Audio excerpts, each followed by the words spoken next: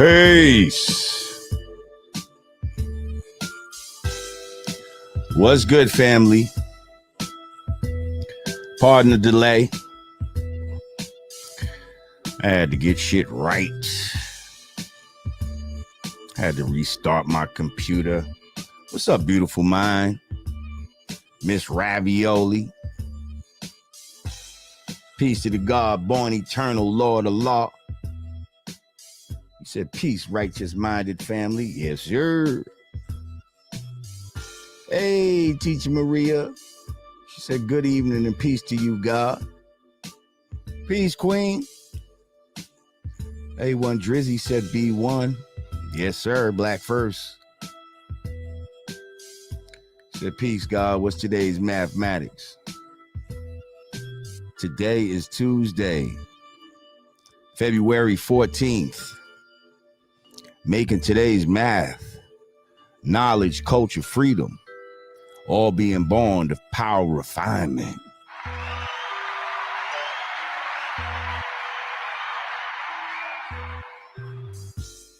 When you know your culture, it frees your dome and gives you the power to refine others. Peace, God. Knowledge born of law. What's good? Yeah, I meant to text you back, God. We gonna do it. We'll make it happen next week. Black excellence and all that. Make sure you click that like button upon entering. Click that share button. Share with your peoples. We're gonna talk to the brother, then we're gonna get into some current events. Yes, sir.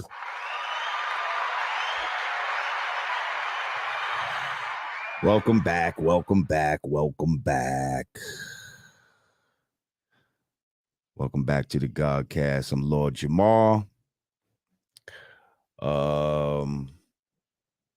You know, some of y'all is probably celebrating this fake holiday and shit. I didn't even realize when I scheduled this interview that it was gonna land on today, which is some of y'all's fake love day of Valentine's Day. Yeah, you know we don't fuck with that around here. That's some European shit. You know what I mean? We love our queens each and every day, each and every way. And we don't need no fucking one particular day to fake act like we love them. What's good, Ep? I see you, brother. So anyway, so yeah, let's get right to it. I got my brother in the house. I first met him through my young god, Supreme McGriff Jr. When they came to do a interview at the other podcast that I produce / direct, 371 podcast. Shout out to Giovanni Lavish T. And yeah, this is just a brother that I met. Is an interesting brother, and I think y'all would think he's interesting too. And I think y'all need to know who he is and know what he's about and see what he's getting into. So listen, without any further ado, I'd like to introduce to the Godcast, former Supreme Team member turned film producer, Luc Stephen.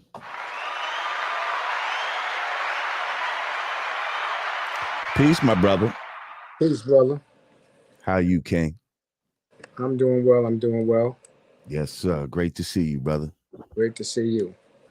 Now, to be clear, I know you used to run with Supreme and all that. You were a member of the Supreme team? Yes?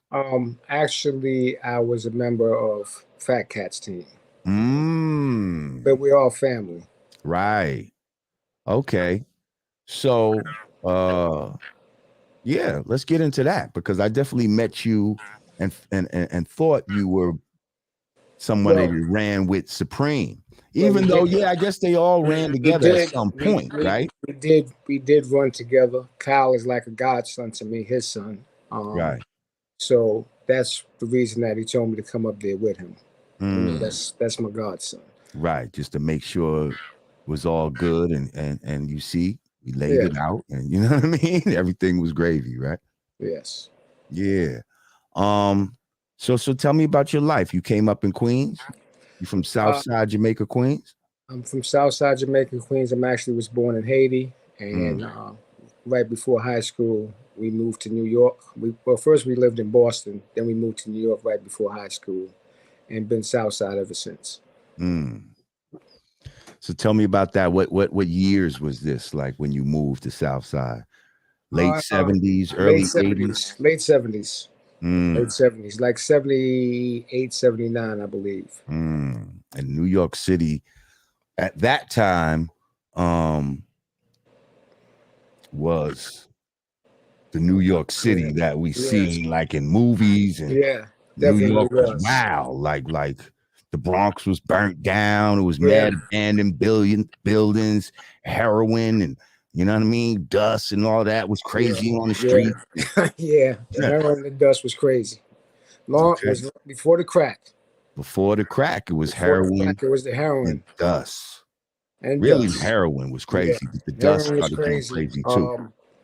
We used to. I used to sell scramble when I first came out. I mean, I was in school, played basketball, got A's, but the New York City fast life was a little faster than Boston, a lot faster than Boston, and I got kind of caught up into the mix. My idols became a different type of people. It wasn't the sports figures anymore. It became the street people. Who were your idols at that time? Like, who was the dudes that y'all looked up to on the streets? Like the Supremes and the Fat Cats, the ones that came before y'all. Who was y'all looking up to? I would say like Ronnie Bump, Pop Freeman, the Mob. You know, I was into the Mob.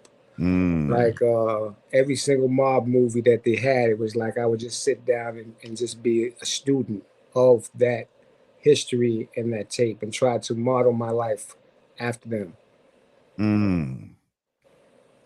If you're just joining us, we're with former Supreme team member. Well, actually, he ran with Fat Cat. He's former Southside Jamaica Queens kingpin. Is that?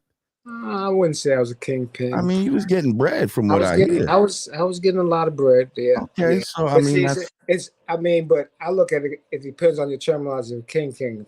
Kingpin to me is like runs the whole shit. I'm not runs the wrong shit, but it's like he runs the whole shit. I said. Yeah, he runs.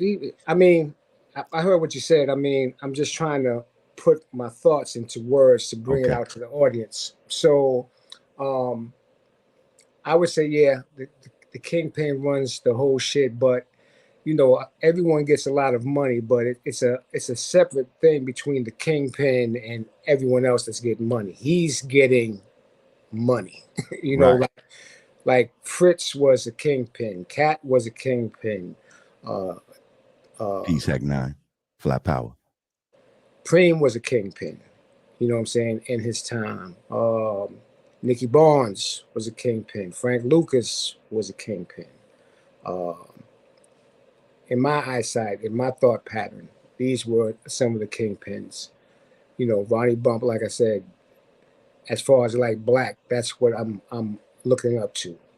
Right. Well, I had heard, I guess, a rumor or a story about how much money you might have been making. Making a month. And to me, that sounded like a very high number. What was the number? Where to me, it sounded like kingpin status. What was the number? But it was like $1 million a month, I heard. Is that right? I would say maybe 300. Okay. So that's way off from what the kingpins is getting, but that's still a hell of a lot. I mean, like I've been around Cat and counted $1 million for his profit within a week. At times. A week. Like we had the spot that we had on the block, it might be me, him, his niece. We might have had our stuff our drugs upstairs. Maybe $500,000 bagged up. That's like a day and a half, 2 days. That's how that block used to move. I mean, it was just a different type of climate. Now, I just want y'all to understand, we're not telling these stories to try to glorify no. that world or anything like that. We're just bringing clarity to a past story and all that, because it's going to end up somewhere. The ultimate place that this story is going to end up is very far from drug dealing and all of that. So that's why he's even here. If all the brother had to offer was just stories about, being around drug dealers and dealing drugs, that's not really the type of value that we have here at this channel. But at the same time, I was young and impressionable at that time, and I was, I actually had some dudes that moved from Southside Jamaica, Queens to New Rochelle, where I grew up at. You know what I mean? And also my enlightener was from Hollis, Queens, who moved to New Rochelle. So I had this Queens connection, and these dudes was always talking about Supreme Team and Cat and fucking, the rumor of the bulletproof baseball hats. Now, did I ask you about that? Yes, you did. That is a fact. That's not. That is a fact. There were bulletproof baseball hats. Talk to me about that. Because Mr. Cheeks made it famous in the line "Bulletproof Baseball Hats" in one of his songs, the Jeeps, the Benzes. But on the streets, that was like a big they got bulletproof baseball hats and all that. I mean, at the end of the day, if you look at it the way it should be looked at, I mean, how much protection could the bulletproof baseball hat give us? But I mean, in your mind, you thought it was some fly shit that maybe was going to help you. Right? You got the bulletproof jacket on along with the bulletproof vest. Like they had a store that had bulletproof gear. People was bulletproof in their cars. So I mean, that was the climate. I can remember. I think one time I was out on a violation, and I used to ride around on my bike. Bulletproof vest, playing basketball with a bulletproof vest on. That was just the climate back then. Crazy climate, because when you think about it now, I wouldn't even deal with anything like that. You know what I'm saying? So the climate is basically we're damn near out of our minds. The drugs is not helping, because that's keeping us out of my mind. Because who would be daring enough to do things like that? It really doesn't make any sense. When I look at it now. Right. But back then, when you're in the moment, like, this is it. This is what it's about. Right. So if you're running with Fat Cat and all of that back then you're also around people like Pappy Mason. Of course, yes. Yes. Tell me about dudes like him, because ultimately he's the one. It seems like his actions are what triggered bringing down that whole thing that was going on in in New York. Like that shit reverberated through the whole New York. Once not only New York, the whole country. Right. Once they killed that police officer. Yeah. Pappy Mason was he's the type of person, he's not taking no shorts, no bullshit. He may ask you one question. Like I would say, like, he's not even going to ask questions. He's just going to get to it. But he may ask you one question, but if it don't come out right, he's just going to get to it. He's not going to ask you two questions. I put it to he was from Alabama also, I believe. Oh, really? Yes. Originally, he studied under the Rastafarian. He did 7 years out of a 3.5 to 7. So he did all 7. That's the type of person. I mean, that's before he was even out on the street, like doing that was before him and Cat was in Spofford together, and that's where they met. So Cat was a war counselor for the 7 Crowns. Pap was a warrior, so they got along. So I was in jail when Pap first came around. So when I came out, Pap was working security at the game room. That's how he started. Then as time went on, Cat gave him a piece of the projects, because we had a base house on like 110 and 160 and 40 projects. And my man Jug had the spot first, and I think Jug had to break out. He started going down to Baltimore and other places to hustle, and he gave that to Pap. Pap took it from there.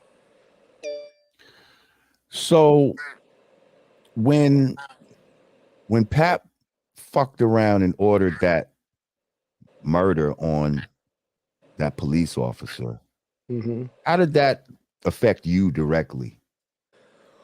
It caused me to fall back from the group. I was locked up when it happened. You know, I can remember being in the day room, seeing it on the news, everybody turning around looking at me because, you know, they're talking about Jamaica. I had a gut feeling. I made a phone call to Kat's sister at that time, and, you know, she was like, whatever, these crazy motherfuckers and other situations. Like, I just kind of like, okay, you know what? It's getting kind of crazy. Let me fall back. And I fell back. So I didn't call the house no more. And that's why I'm not in that indictment that they caught in jail, because I stopped calling the house and stopped telling my people like to even go around there, because I seen that future coming. Like, it's one thing for us to make money and have a good time, and it's one thing for you to kill non-tax-paying citizens. You kill non-tax-paying citizens, it's not a problem. When you start messing with law enforcement and taxpayers, it becomes a problem, especially law enforcement. The heat is coming. The heat that didn't need to happen. I mean, and that happened after the parole officer. So first it was the parole officer. So I'm like, still like, and then that was just enough is enough. Like, I don't need that much in my life. I like to make money. I don't like to have beefs. I'm not the kind of person that's going to, like, if you argue with me, I'm not the type of person that's going to go toe to toe with you arguing. Either I'm going to feel that I'm type of in danger and I'm going to react, or I'm just going to dismiss you and not pay you no attention. You know what I'm saying? That's the type of person I am. I don't like confrontations. If it's a confrontation, I have to end it quick. Me, personally.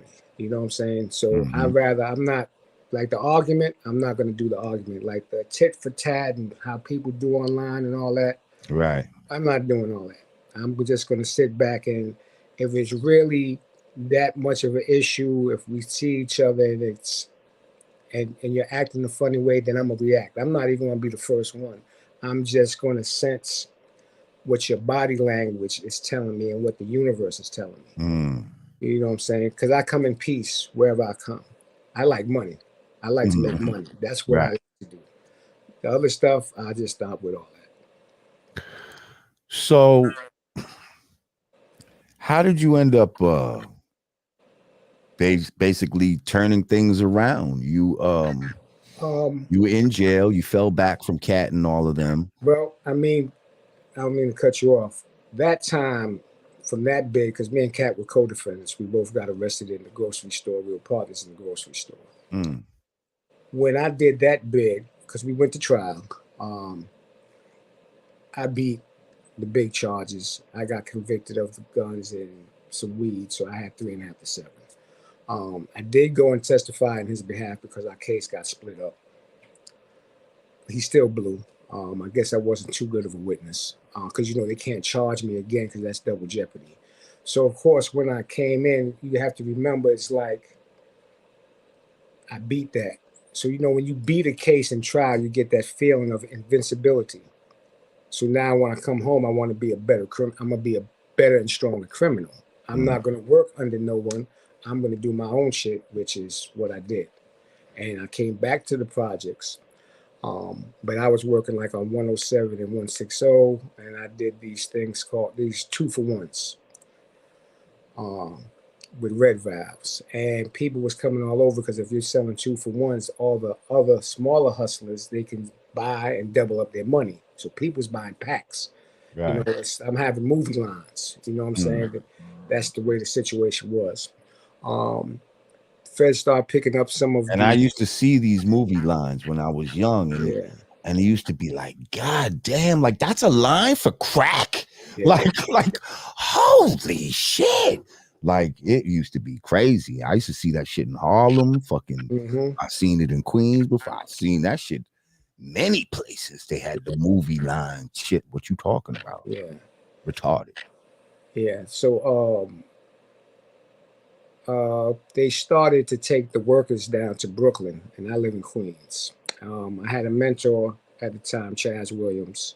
I don't know if you guys are familiar with Yeah, him. Black Hand, right? Yes, Black Hand. Mm-hmm. And he explained to me like, hey, listen, they are taking your workers to Brooklyn instead of to Queens. And we're in Queens, which means that's federal. Like they're on you. Um, so you need to shut that joint down, which I did. Parole started getting on me around the same time. They wanted to put me on intense supervision. And I decided I'm going to go on the run. And I started hustling in Baltimore, then Virginia, then South Carolina, North Carolina, Alabama, Atlanta for the next 8 years. Mm. Before I got tired of being on the run, um, when I was on the run for parole. The feds started like closing in, but I didn't know what it was for. I thought it was for a drug case that I might have caught along the way. Unbeknownst to me, some people had robbed a bank, and a person close to me had put me within his situation. I guess to save his ass, because he basically said, I can help you get some fugitives, put me into the robbery. When I ended up turning myself in, that's when I found out I had a bank robbery. That you didn't know nothing about.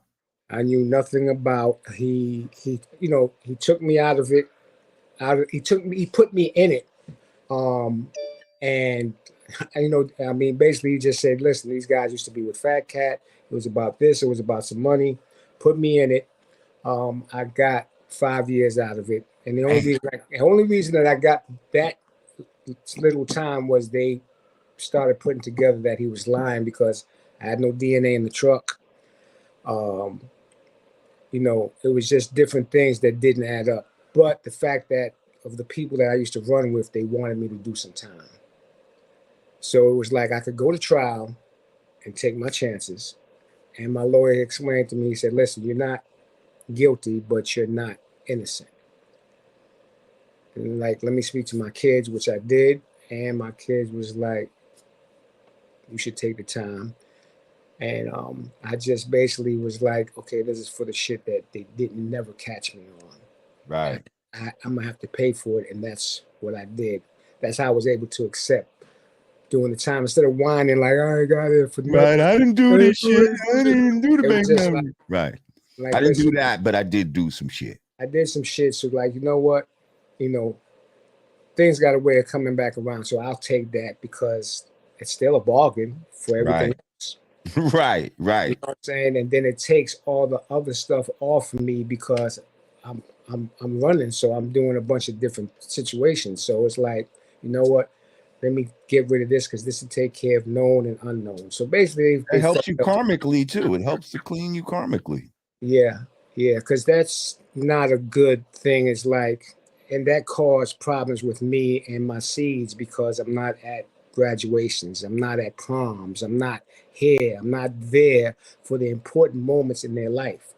So when they're watching TV and seeing how fathers are or whatever, it's like, I'm not a good father. And it caused it trauma within them. Like imagine you a kid and they're kicking the doors in. Everybody lay down. That's not a good. That's not a good. That's scary for the adult. Imagine a child having to go through that. Yeah. So I came home in like 2006, and some I have had 4 kids. Some I was able to repair. One, we still haven't spoken in 3 years. So the effects of what was happening back then still affect what's happening today. Like if you go somewhere, they'll tell you some of your behavior stems from your childhood. That's what you bring it with you. If you don't peel back them layers on that onion, you may not even know why you act the way you act, but a lot of it comes from our childhood. So I still got some repairing to do with one of my daughters. You know, the other three, good, got 3 beautiful grandkids, one from each one. And I just try to be there more with them because it's like a second chance to do the right thing. Because I didn't do the right thing the first time because my head wasn't in the game. Did you have a street name back then? Spoon. Spoon. Okay. Real quick, were you at that famous party that we always see? Yes, sir. That's when I came home in '84. So that was a party for Prince or for Preem? That was a party for Preem and Wall. How was that night? Like incredible, memorable. It still stands strong today. What? This is '84, 40 years later.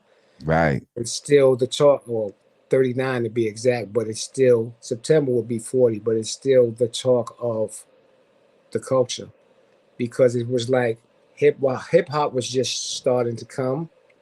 So you had, not just starting, but it was just, it was coming out with records like Curtis Blow, AJ, Run DMC, Melly Mel.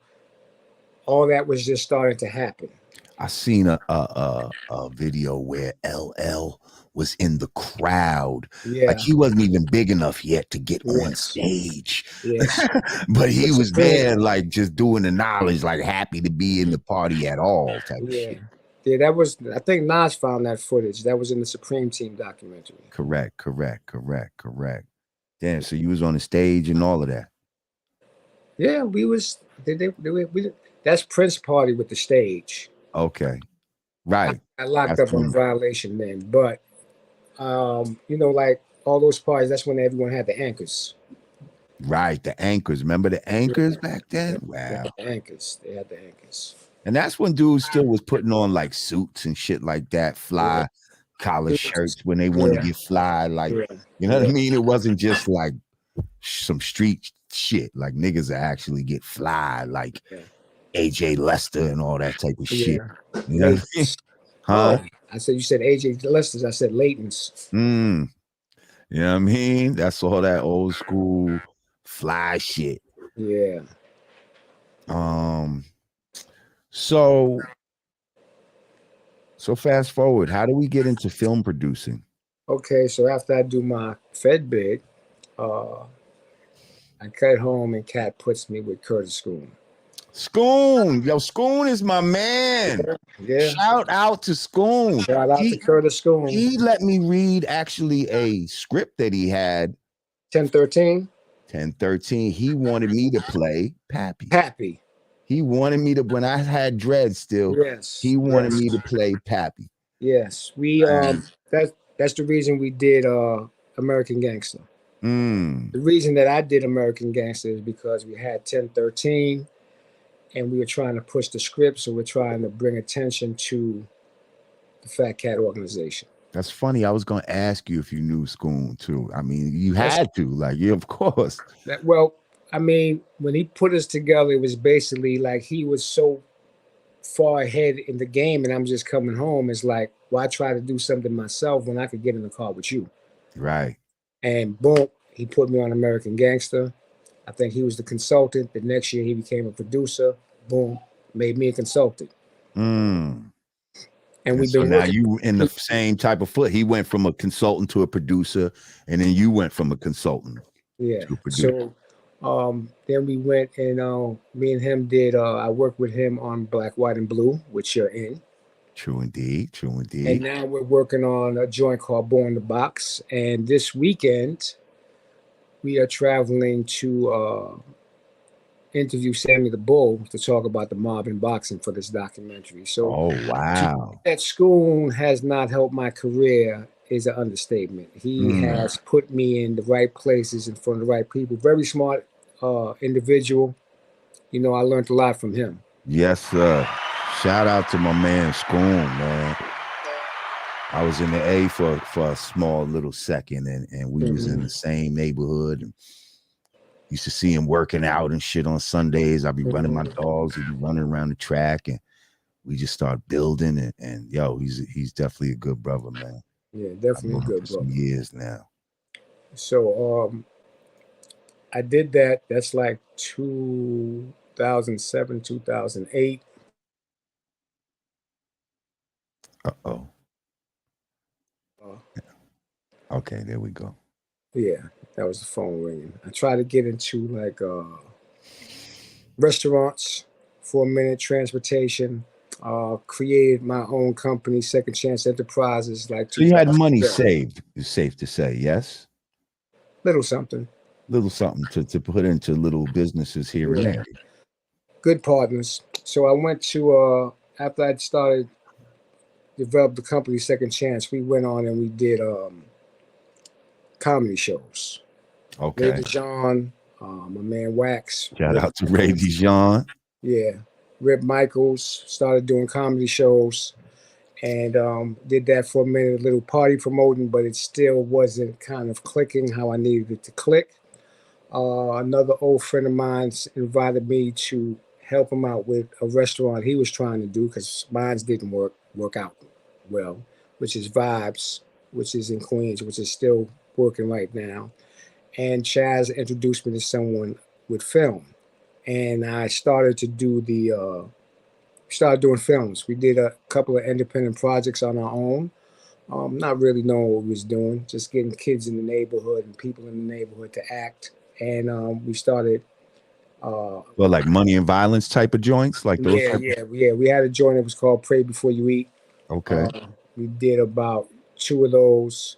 Then me and Sweet Tea wrote a short film called Circles. Shout out to Sweet Tea. Yes, good friends. And we did. I think we won an award at an urban film festival, not the urban film festival, the urban. I think it was for streaming, something like that. It was a while back, but the short film won an award. It was pretty cool. Then Shaft gave me a chance and a budget, and we created Sisters Keeper. He put me with a writer. We created a series called Sisters Keeper. Shot 10 episodes. Shout out to Shaft and KSR. He gave me a shot. Um, we did that. Then I met Don Kwan from Brooklyn with another director, Sean Baker, and we did a feature called Better Than My Last. It still hasn't been out yet. That's starring Hassan Johnson, but it's getting ready to drop. Just sometimes we do these films. It don't happen when you want it to happen.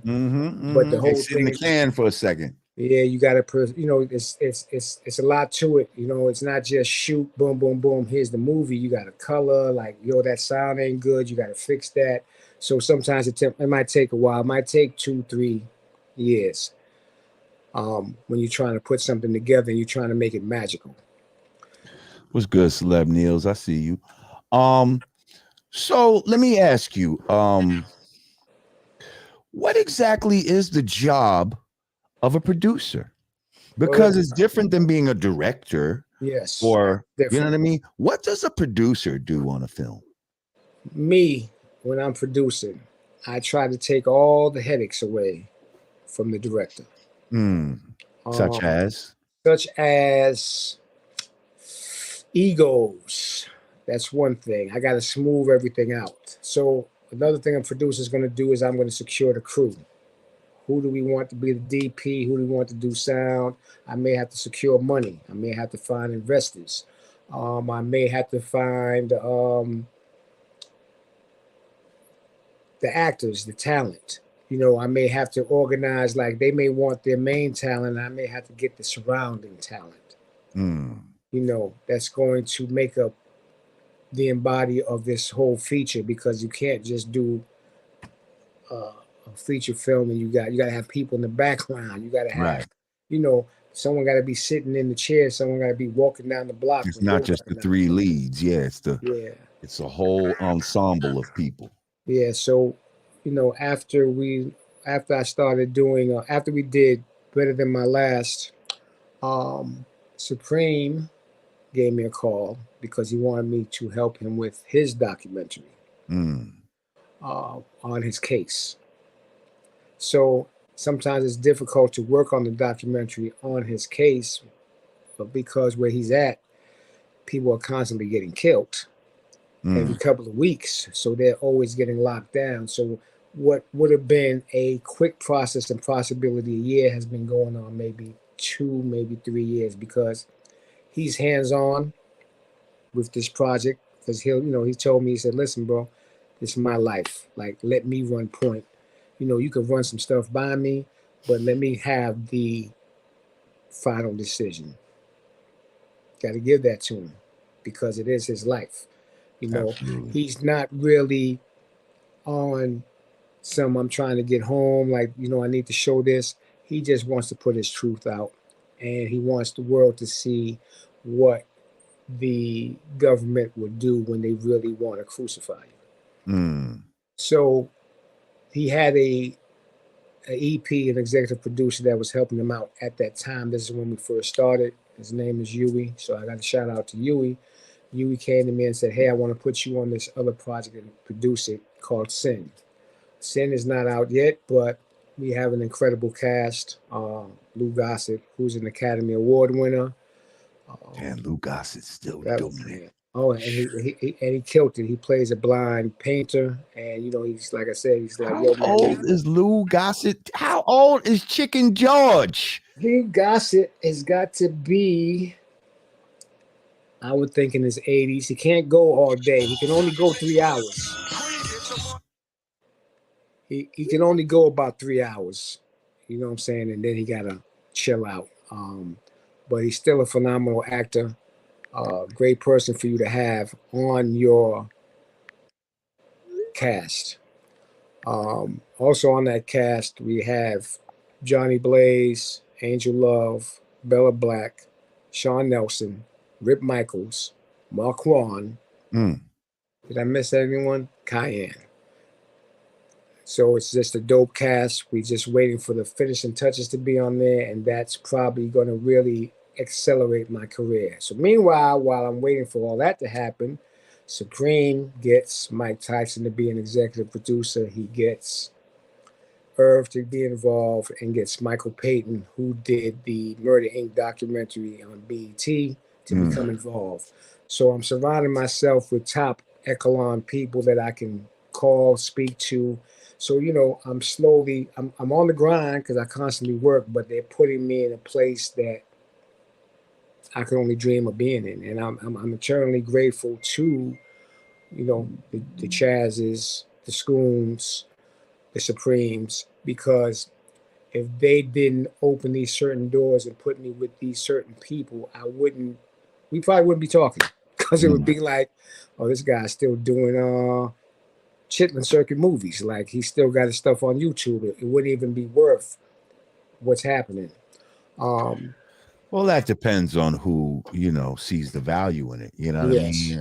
Just because your shit is on YouTube doesn't mean that it's some bullshit. That's it just means that, you might not have the kind of distribution that somebody else has. But if you put out quality work and people can really see it, and you know what I mean? You're not making some shit that looks like some chitlin shit. You know what I mean? You're actually paying attention to, the 180 rule, or the rule of thirds when you're filming and shit like that, directing and shit like that. If you know about how to, shoot over somebody's shoulder and then come back if you know how to do all of that shit correctly and make it look right, I can look past where it's coming from. You know what I mean? I just directed a joint.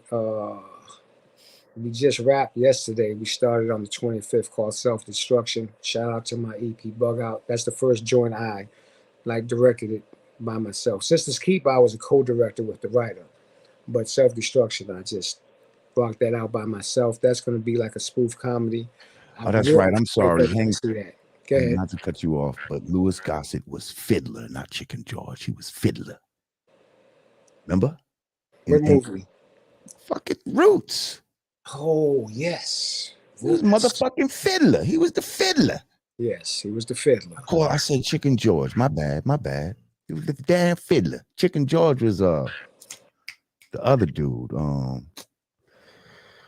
LeVar Burton, I think. Yeah. Yes. That was Chicken Yes. George. Yes. That was Chicken George. Okay, pardon me. I just said No, yeah. no, no. You know, when it I comes had to, to you gotta correct that like put that shit out there. So it's for the all good. king, because yeah, Louis Gossett. Matter of fact, he either grew up or was living in Mount Vernon. Really? Yeah, and like so that made us love him too, you know, because I grew up in New Rochelle, and if anybody from Westchester do some shit, we be happy, like you know what I mean. So like, yeah, nigga, Louis Gossett from Mount Vernon, like you know what I mean. Like I remember some kind of pride like that about Louis Gossett. But anyway, I digress. All good. All good. So you directed The Sin, you said was the one you No, directed? I directed Self-Destruction. That was last week. Self-Destruction. Ebony Nazir is the one that directed Sin with Luc Stephen, and she was the director. It's a female-based movie. I got to shout out the writer Dutch, also known as his other name is Kwame Teague. He's a phenomenal writer. He's been in jail 27 years, and he writes some fire. I've gotten 3 of his scripts that's getting ready to be produced besides Sin. We have another one called Cream that we're getting ready to shoot in Raleigh, North Carolina, the end of next month. And that's getting financed through Dennis Reed and D2 Productions. Nice. So it's coming together. How does it feel when your ideas come to reality? Like when you're sitting on a fucking set and there's all these people working and you're like, damn, you know, a lot of this was just some shit that started in the mind, like we was planning, and now here we are. Like, you know what I mean? Like, how does that feel? It's an awesome feeling. I mean, if you go back to my past, even though it was the wrong way, I still gave people jobs. And they was able to make a living and take care of their family. And I'm still doing that now, but I'm just doing it the right way. You know, right. It's I've always had the reputation that if you deal with me, you're gonna eat. And if a person is dealing with me in this film, I'm gonna give you some exposure. You're gonna have to bring your talent. I can take you to the water, but you're gonna have to drink it. You're gonna have to make your performance stellar, and I can make sure I'm gonna surround you with some stars. If this is the people that's unknown, you know, I can give you opportunities, and as far as like the crew members, you're gonna have opportunities to make money. I ain't gonna ask you to do me a favor. The only favor I might ask you is don't charge me that much, but you're definitely gonna make money. So when we go back to talk about making money, you said you used to give people jobs and stuff. It just makes me think about the whole crack shit. Like, there's a lot of devastation that was caused by crack and that whole crack era. Did you kind of realize the level of what y'all was doing at that time? No. Only thing you cared about was the money. You didn't care about anything else. That's just like if a person like sometimes, like say a person's attitude may be, if it's a friend, right? Like, why I'm not gonna take his money, he gonna give it to someone else, so I might as well take it. Right. And I'm not saying that was mine's, because I mean, again, coming up in the 70s, you got high. You know what I'm saying? We used to go in the statement, sniff, do whatever. You know what I'm saying? People smoking rulers, like, you know what I'm saying? That's just was common for our time period. I think that crack was very devastating. It destroyed a lot of homes.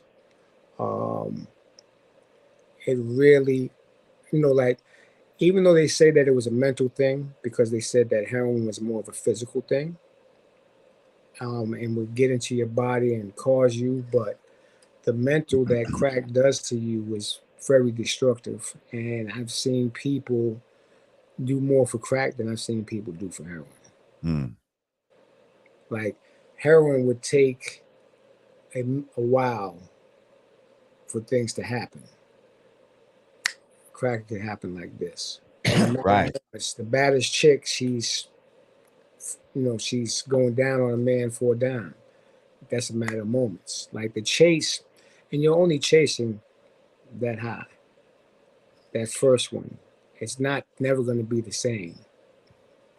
See, heroin will have you down when you're doing it. Like when you're actually high on heroin, you're not running around looking for more heroin in that moment. Like you just enjoying what the fuck you just gunned in that, you know what I mean? Yeah, and then later on, if you don't have it, that's what might lead you to, oh shit, I gotta get some. And that's what might lead to the crime.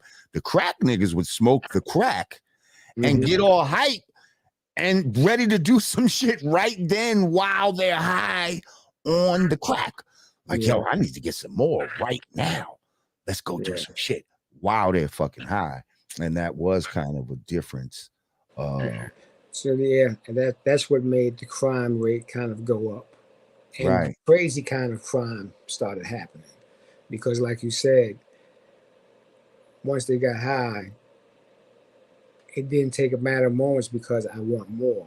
With the heroin, they could just chill out, be mellow, wait a while, could be hours, depending on what it is.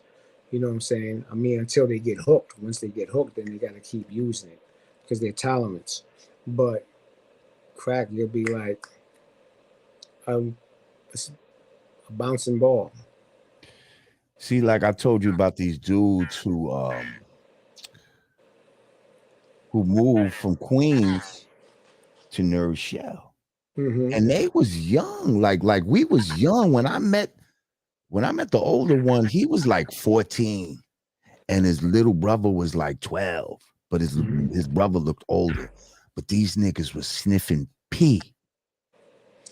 I never really liked the pee because it made me throw up when I tried it. See, I didn't like it either. I tried it with these guys. Now, if y'all don't know, pee is heroin that you sniff. Okay. But now they wasn't saying it was heroin in my defense. Like I didn't knowingly know at that time it was heroin. They was like, yeah, we're gonna get some pee blow. You know what I mean? Like, and they're like, oh yeah, what's that? And they're like, oh, it's like coke. You see, because one of them was a slick nigga that would try to get niggas hooked so that you can get high and he'll help you. You'll help him get high. You see him saying, if you're hooked now, he got another partner to help him get high. So remember one time we went to the South Bronx, like Jackson Avenue or some shit. We went and got some pee. You know what I mean? Got on the train, sniffing the shit. On the train? We was sniffing the shit on the 2 train, bro. Little young motherfuckers, 14, 15 years old on the 2 train. And I'm like, you know, because I'm used to being up, like shit that'll keep me up. And I'm like, I'm not feeling what I want to feel. And he's like, man, this shit good. You don't know what to feel. The nigga got mad. He got mad at me and told me I didn't know what to feel.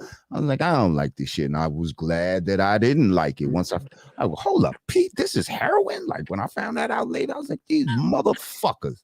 Well, you know, back in the day, that was the, what's those blue pills that we take, the sex pills now? Viagra. That was the Viagra back in the day. Yeah, because that's what these niggas would see. Yo, you sniff that pee, boy, you be killing the pussy, boy. Yeah. What? Oh, you hit it with that pee blow, dick? Man, blah, blah. That's what he used to say. That's what he used to say. You're right about that. Wow. See, only certain people of a certain era even know about shit like this. Thank you, Gene. Said peace to the Godcast. Appreciate you.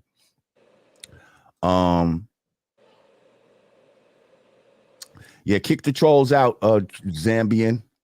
If somebody's trolling, have no fucking problem with kicking them out, bro. So how do you know when a person is trolling? Because they say all type of stupid shit. You know what I mean? That's why they'll start saying dumb shit. Like, so how do you see? Oh, you get to see the comments that they do. Yeah, you can see them too. You should How be do able I? to see them. Is there a tab that says comments? No, I see chat. Let me Yeah, see. well, chat. Let Yeah, me that hit should be more. it. And then you should be able to see people's comments on the right. Oh, okay. But then I can't see you, so that's all right. Oh, well, yeah, I got a thing where I could see you, I could see the chat and all of That's probably that. because I'm on the phone. I didn't get on the computer. Otherwise, I would have seen that. Yeah, that's probably Only thing I see is when someone is donating. That's right. what I Well, that's see. because I put it on the screen. Like if I click on it, like here goes another donation right here. So I click on it, and so now you can see that. Gotcha. B41, thank you, sir. Boston in the house. My son is up in Boston, actually. So let me ask you something. You had to be exposed to the gods and shit, you know. Oh, yes. What was your connection to the gods at that time? Did you ever have knowledge yourself? I think I attempted to study the lessons. The 120. Because you know, in Queens they used to be at the library all the time, and it was very prominent. You know, quarterfields and everything else, and where I was staying at. You must be getting a call. Hang on, his phone's ringing. Nah, I took it off. I mean, Okay. I don't know how. I guess I had to do airplane mode or something. I don't know if that would have cut you off, but I'll get back to them. Yeah, they was very influential and prominent. I never became a 5%er, but I would try to study what they was learning. I'm a person that likes to learn. It's not like I didn't eat pork. I didn't do any of that. I later on became affiliated with Islam and took a Shahada. I just haven't been practicing my deen, but that's the furthest that I've gone. I don't know. I can't. I mean, was there influence? Of course. You had Supreme and the Gods, God B, Supreme, a few other people, a lot of people. So I was cool with a lot of the gods. Did I think I asked you this.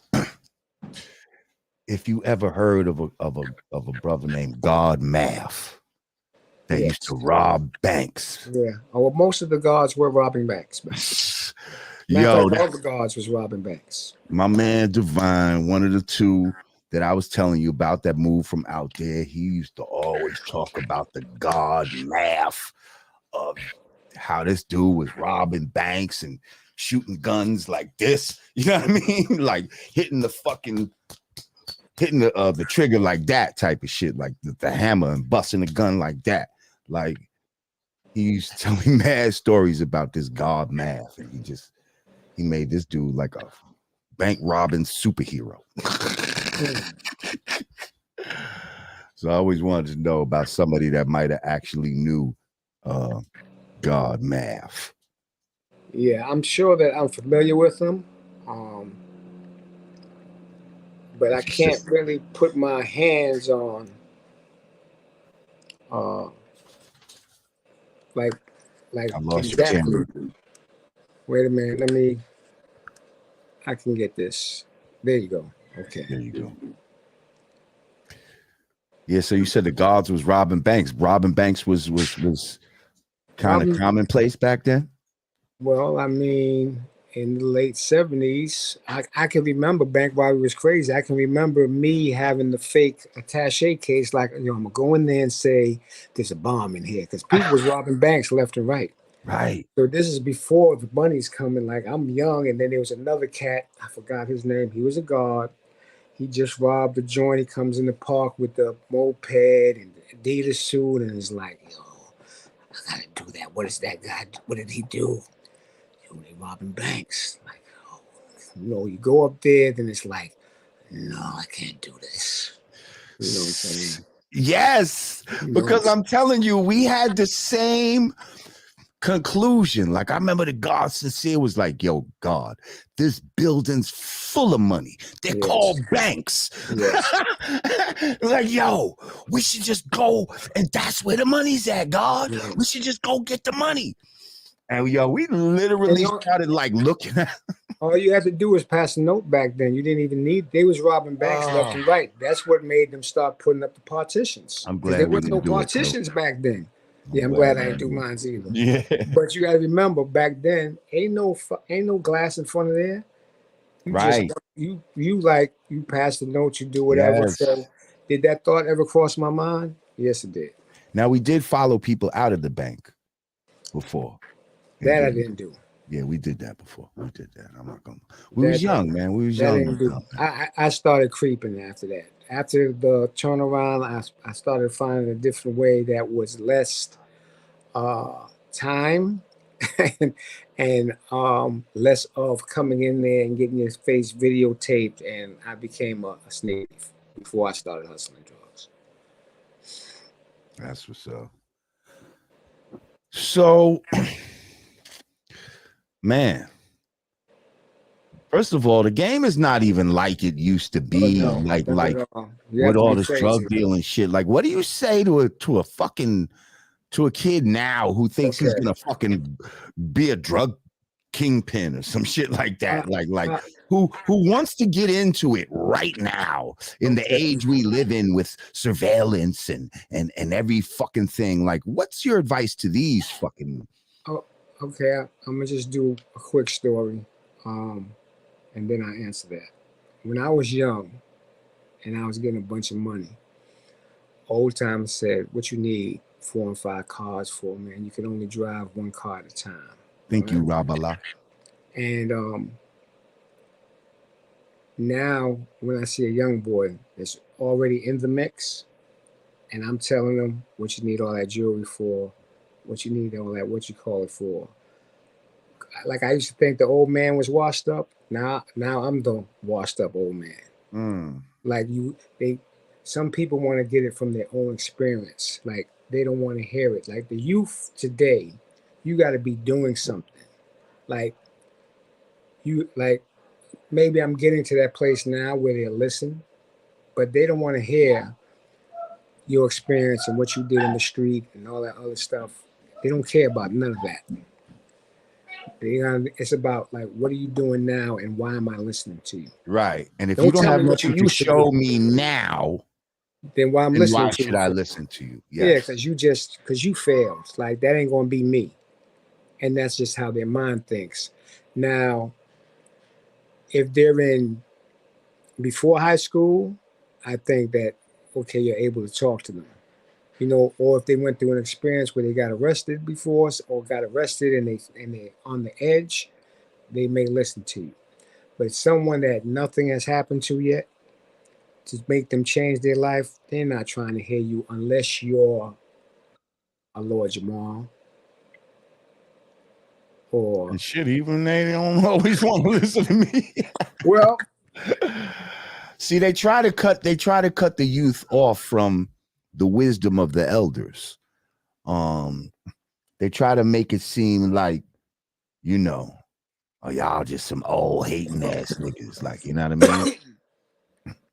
They want to cut the youth off from the wisdom of the elders, and act like we just some old hating ass niggas who, you know, we're in the past. We think in a antiquated way, and you know, this is 2023. They always fucking, you know, announce the year it is as if, you know. Well, that's how I was when I was that younger. Changes certain shit. That's how I was when I was younger. The old man telling me don't do this and that. It's like, man, he ain't getting no money. And you like, nigga, it's 1981. This is how we do it. Yeah. They're not going to want to hear it. You know, listen, I'm going to just say the other day when I was shooting Self-Destruction, I went and I'm shooting in Baisley Projects. Young brother comes downstairs. It's like, yo, what y'all doing? I said, we shooting a movie. Nah, but what y'all doing? I said, what do you mean what I'm doing? I said, we shooting a movie. How you shooting a movie in here? Who you asked to shoot the movie with? I'm like, yo, bro, I'm from South Jamaica. You ain't from here. I said, I'm from all over South Jamaica. I said, how old are you? I ain't got to tell you how old I am because I don't know you. I said, bro, I was been out here before you was born. Who's your mother and father? The man didn't want to tell me who his father was. and he was like, y'all better not be here when I come back. Wow. So it's like, he tried to goon y'all. listen, he left. You know, he said he lived there all his life. We didn't move. We finished, but instead of, I made a call. Like, you know what? Let me call King of Kings, which is the Furtado's organization. Let me call Erica Ford's organization, Life Camp. Shout out to Erica Ford. Let me call them to say, hey, this is what's going on. I don't want to go to jail.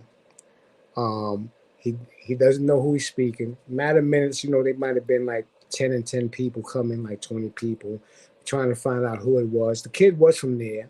Matter of fact, one of the things he said was, yo, you ain't no OG or nothing. I said, you know, yeah, I could see if you was eyes or something. And I said, bro, I used to be with eyes and them. And I'm trying to, like, let me speak to you. But he's like, nah, I don't want to talk to you. He said, well, that was then. This is my shit now. I said, and I'm still trying to speak to him. Like, yo, bro, let me speak to you. Even when he did his threat, I said, hey, let me speak to you. Now, how hard is it not to let your ego take control at this moment and be like, nigga, you know who the fuck I am? Like, you know what I mean? Like, well, how hard is it? It's a different breed. Like, he's like, later on, I find out he's like 21, 22. You don't give a fuck about Erica Ford. Now, the people like my godson's age, like Kyle and them, they know Erica and they respect her. But these little niggas fucked her. You understand what I'm saying? So Kyle's the one that straightened it out after the fact. Like, he found out who it was, and he said, yo, man, you gotta call me because these young niggas, they don't care about that. And he didn't.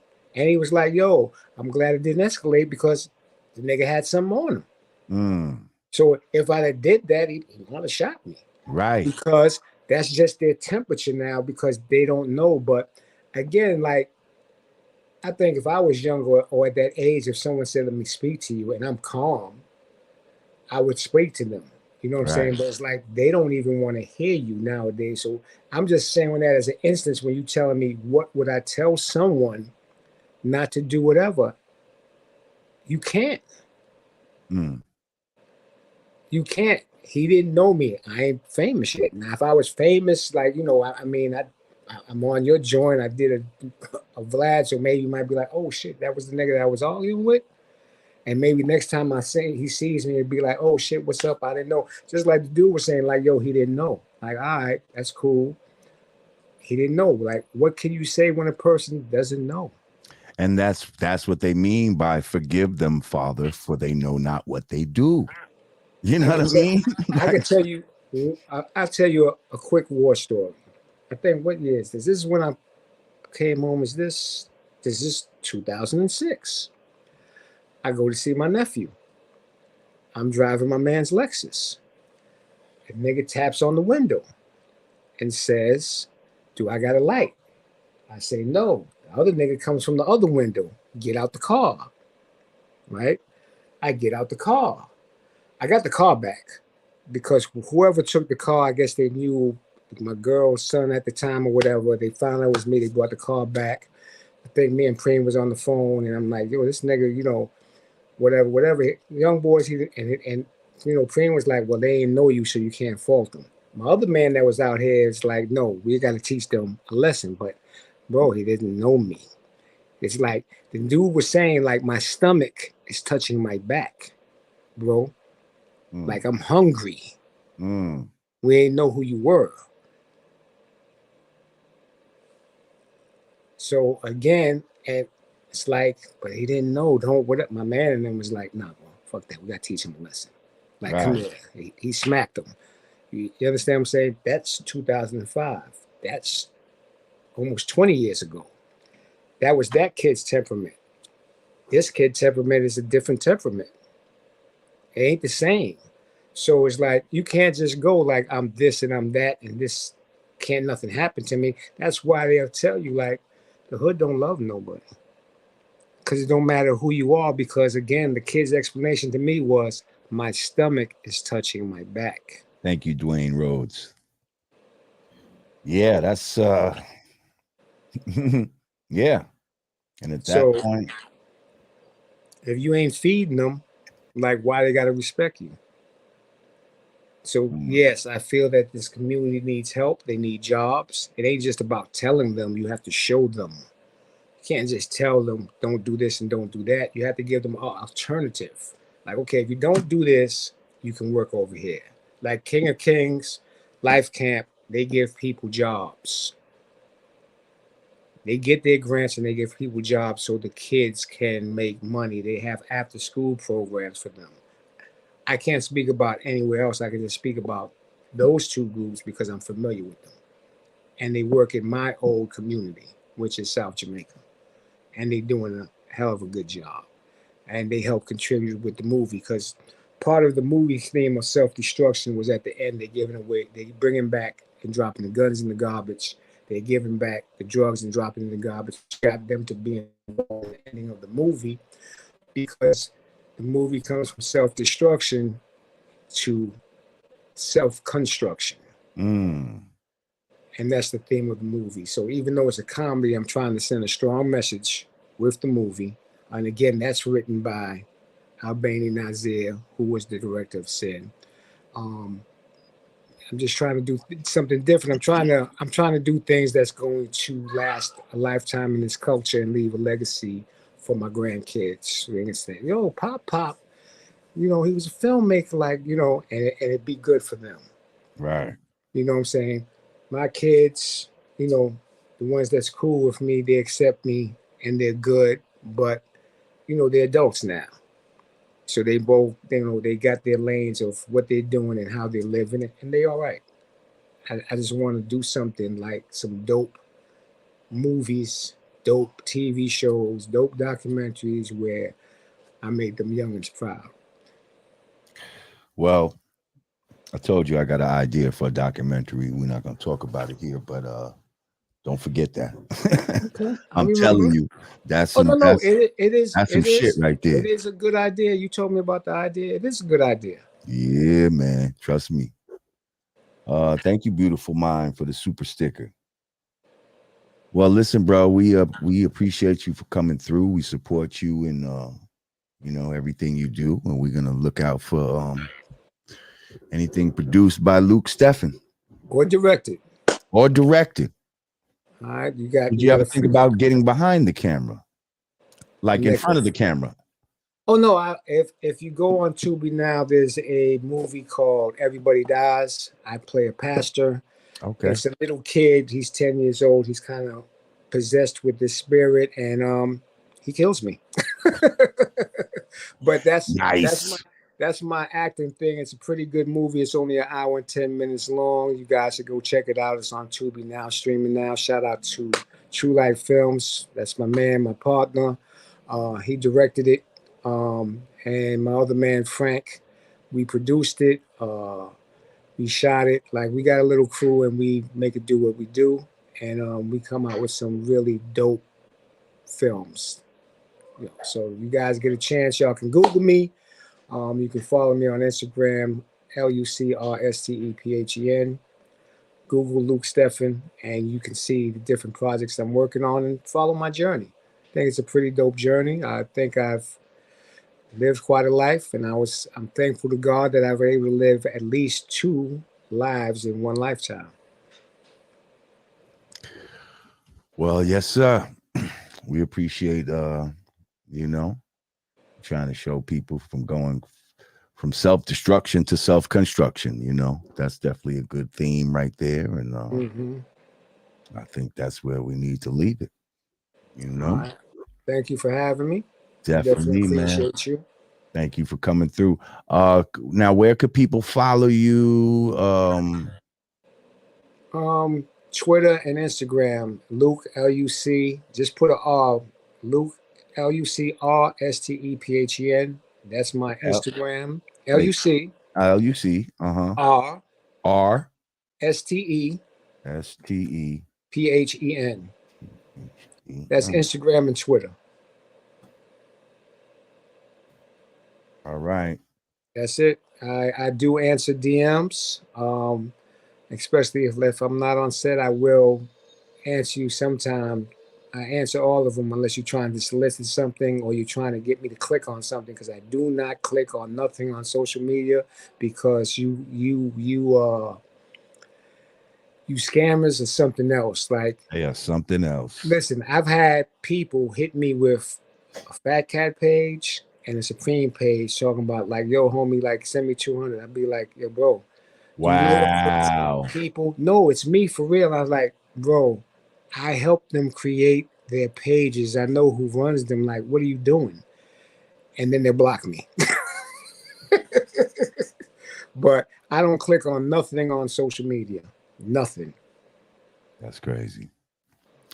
Well, hit the brother up, follow his page, and so you could be abreast of what he's doing. Thank you for coming through, brother. Ladies and gentlemen, Luc Stephen. So Lord, how do I get to watch this? Like, when I wanna, is it just live and that's it, or do you post it what we just did? Well, it's gonna be up on my it's up on the YouTube. Probably I might chop some of it up too and put out little segments of it and all of that. You know what I mean? Okay. So yeah, you'll be seeing it. I'll send you a link or something like that, or I'll tag you on the IG when I put it up on IG and stuff like that. Thank you. I appreciate that. All right, my brother. All right. We'll talk soon, brother. Yes, sir. All right. Luc Stephen, ladies and gentlemen.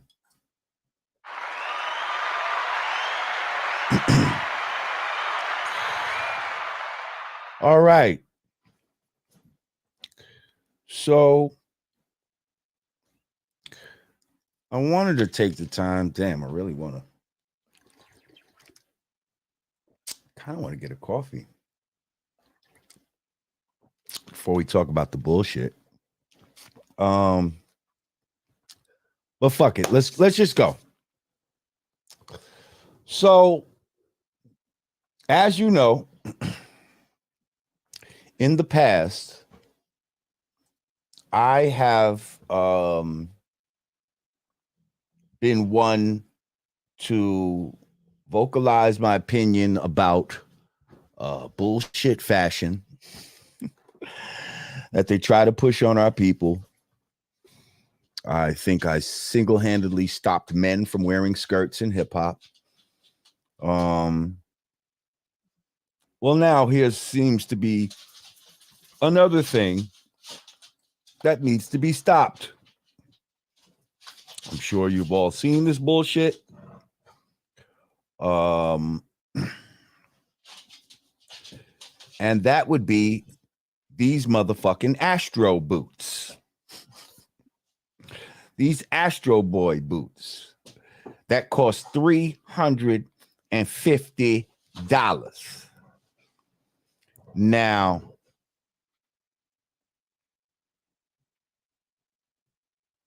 niggas is actually wearing these shits. Like, some people are actually wearing these. I don't give a fuck how much some shit costs.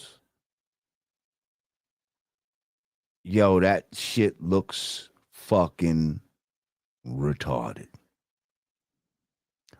Old Papa Smurf foot looking ass niggas.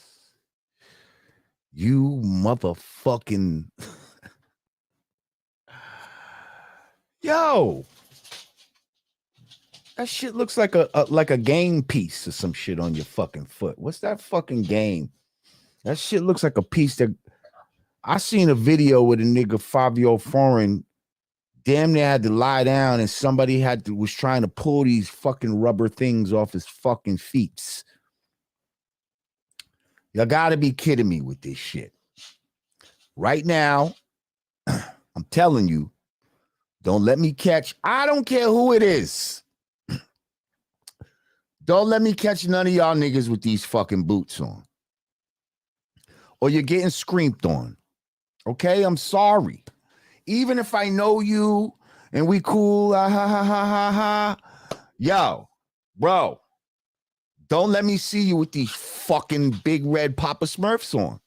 We're not doing it. We're not doing it. We're not just going along with anything that they introduce to us. Okay? So let it be known, Lord J has killed another fucking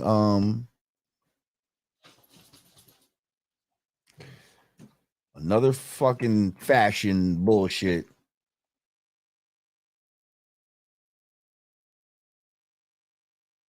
Yeah. It's over.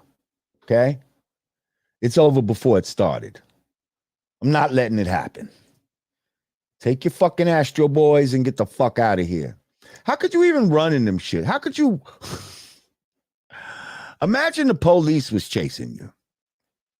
See, this is why they want niggas to wear skinny jeans and clumsy boots like this.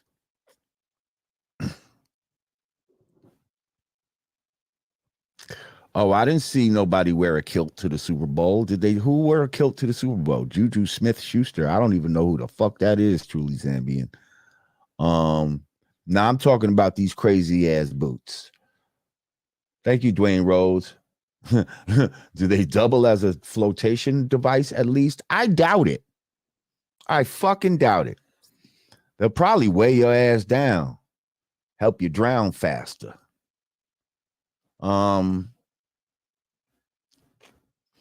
And it's funny because your boy Yeezy had on some big black boots, some big black leather ones. Not long ago, he was rocking some crazy shit like that. And niggas was laughing at him. And now these same motherfuckers, they just turned them to red and made them rubber. And now it's okay for them. Shit is fucking crazy. All right, that's all I wanted to talk about with that. Oh, I know what I wanted to bring up. Now shout out to my man, MC Shan. Shout out to MC Shan, one of the realists out here. Let's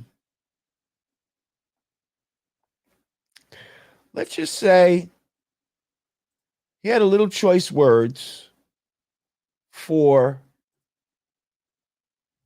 certain people who back in the day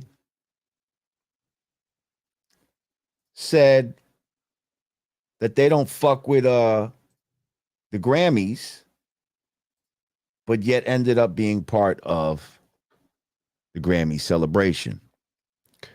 Chuck D, who has been on this show as well, you know, somebody I definitely looked up to back in the days. I definitely was disappointed in seeing that they were a part of that. Let me just share this with y'all real quick. And then y'all give me your thoughts on it, because I think my brother Shan has a point here. Let's go. Two time for your soul. Hey, check this out. allhiphop.com. You know I'm gonna tell you to kiss my ass, right? Because y'all niggas is trying to make some shit that I said fucking wrong. I said the shit. Any motherfucker that was in that picture that protested the Grammys, right? Back then, if you was there, nigga, you a fucking sellout. Okay? To yourself, not to me. I don't give a fuck. Oh, shit, you mad they ain't invite you. Fuck you. Y'all niggas been trying to erase me forever. So why should I give a fuck about what I got to say? You dig what I'm saying? So now, here's how it works. Oh, Shan said this and trying to... Motherfucker, Chuck D said back then, I don't give a fuck about a goddamn Grammy. So if Chuck D was at the motherfucking Grammys, Chuck D ain't a nigga that I can really fuck with. Because you switch and you Smith interchangeable like the rest of these fuck niggas out here. So don't get mad at me for calling a spade a spade. And I'm not saying that Chuck was there. And anybody that it was in that picture was protesting the Grammys. And it's still No way fucking fair to their fucking careers. Now it's called a good look. And you know what a good look is? A good look comes for free, motherfucker. And you better take that shit and parlay that shit with your manager and see if you can make some money out of that 10-minute fucking presentation we just showed your ass. All right? So yes, I said it and I'm standing on that shit. Period. If you saw them motherfuckers who protested it one time and now they're glorifying and accepting that shit, these ain't niggas I want to fuck with anyway. So if you want to try and push me under the bus, motherfucker, let me help you. I'm going to lay down on the concrete, nigga. Fuck out my face. One time for your mind, two time for your soul. Hey, check this out. Allhiphop.com. You know I'm gonna tell you to kiss my ass, right? Cause you my guy Shan, boy. MC Shan.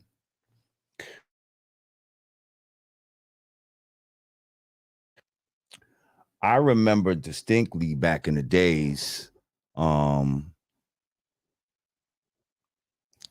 in a Public Enemy song, he said, "Who gives a fuck about a goddamn Grammy?" Oh, my shit's out of sync right now.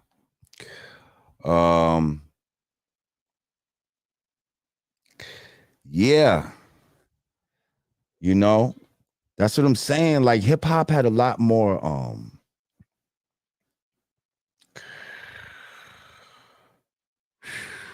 what do you call it? A lot more morale, a lot more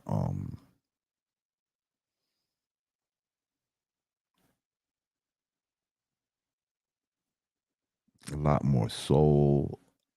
Integrity. That's the word I'm looking for. Hip hop had a lot more integrity back in the days. And we were standing on shit. Like, and certain ones of us, like me, like really bought into certain shit. Like, I've never been to the Grammys. I've never been to a Grammy party, not a Grammy after party. Like, I literally was one of the ones like, yeah, fuck the Grammys. Like, why would I want to go to the Grammys? They don't even respect my music. They're not going to fucking nominate me for nothing. So why the fuck do I want to go to the fucking Grammys for? For what? You know what I mean? And this was before back in the days, I used to purposely, like, I didn't want to wear a suit and all of this type of shit. So I used to purposely like to go to places where they wore, tuxedos and shit like that, not have on like army fatigues or some shit on. You know what I mean? Yeah, but all that Grammy shit, like, I never fucked with none of it. Because I was from that era where we didn't fuck with the Grammys. You know what I mean? But somewhere along the way, along the lines, you know what I mean? People's messages change. Like I kind of want to ask, and Chuck, man, I got so much respect for Chuck, but I just want to know, like, do we still not believe, like, don't believe the hype? Is that still true today? Should we still not believe the hype? Is it still Channel Zero? You see what I'm saying? Like, is it still fuck Elvis? Like, there's a lot of shit that was said back then that people, started like living their life according to. And then it's just kind of disheartening to find out, like, damn. Oh, no, we're not turning our back on PE. Don't get me wrong.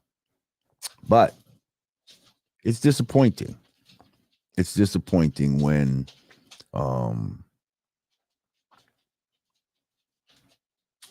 you just see a certain transformation that I don't feel is necessarily for the better,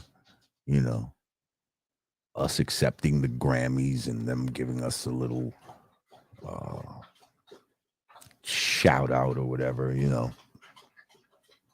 after trying to thoroughly shit on us They didn't even want to give us a Grammy. Then when they started giving us Grammys, they didn't even want to televise it. All kind of crazy shit. Like, y'all gotta go know your history about this shit. They were shitting on hip hop like you couldn't believe. Yes, that noise is my boy drinking water in the background. He'll be done soon.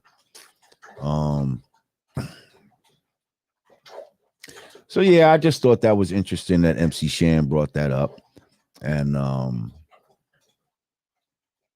don't know if all hip hop and them try to crucify him for it, but I just thought it was a nice little point that he made there. So moving on. Congratulations to the Kansas City Chiefs for winning the Super Bowl over the Philadelphia Eagles. Now, you know, I was hip to the fact that, first of all, they're saying football is scripted, okay? It's an entertainment company. They can legally script these games and get away with it, like, and have you'd have no legal recourse. Hey, Teacher Maria. She said, I forgot to say peace to your dogs earlier. Oh, thank you. Appreciate you. So now, if y'all don't know, the stadium that they played the Super Bowl in Arizona was the State Farm Insurance Stadium. Okay, the same company that does the State Farm Insurance. Guess who State Farm's one of its main spokesmen for State Farm is? You guessed it, fucking Patrick Mahomes. Don't you think it's a little coincidental that the Super Bowl is at the State Farm Arena and then State Farm's guy wins the whole fucking thing? I don't think that's a little coincidental, because I was told before the game that the Chiefs were going to win for that very fact. And, you know, as many of you know, I've kind of backed up off of football the way I used to fuck with it. But I decided I was going to check this one out. I was at the crib, nothing else to do. I knew Riri was going to be on the halftime. I said, let me check this shit out. And yo, the Eagles started out strong, you know? And I'm like, well, maybe these motherfuckers is wrong about this whole State Farm, you know, that the Chiefs are going to win. Maybe they're wrong about that. Because the way the fucking Eagles came out immediately, boom, scored. But then, boom, Chiefs scored. These motherfuckers is going back and forth, back and forth. Then they have the drama at halftime. Uh-oh, homeboy hurt his fucking foot or some shit like that. Not knowing if Mahomes was going to come back for the second half, you know, trying to add drama to the script. So after the little satanic celebration, hey, Maestro Fresh West, thank you, my brother. As always, we appreciate you, King. And you are now a Godcast veteran. So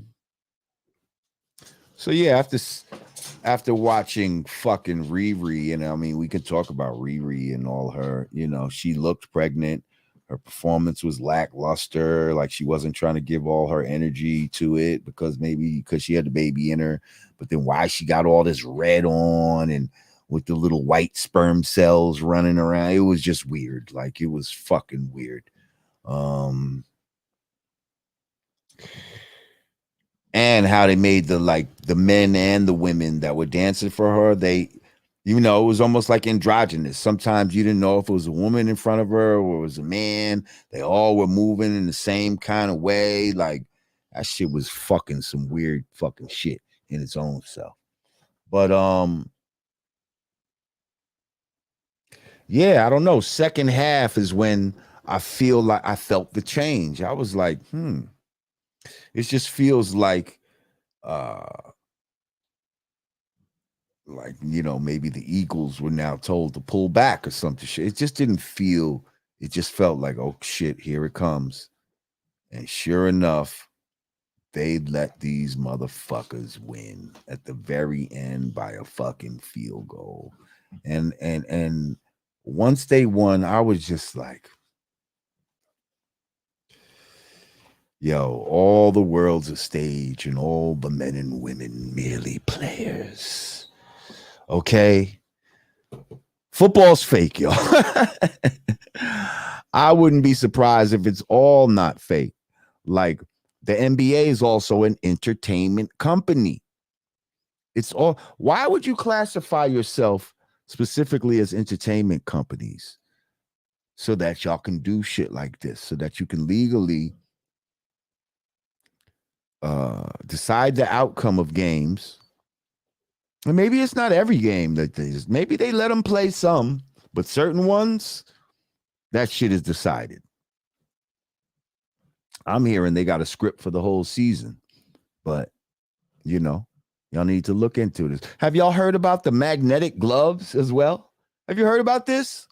That they got magnetic fucking gloves that they use to catch these fucking footballs, one-handed, to make these amazing one-handed catches. Have y'all heard about this shit? Yo, these motherfuckers will lie about all kinds of shit.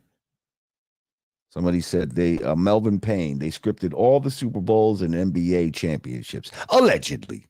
We don't want them coming at us. But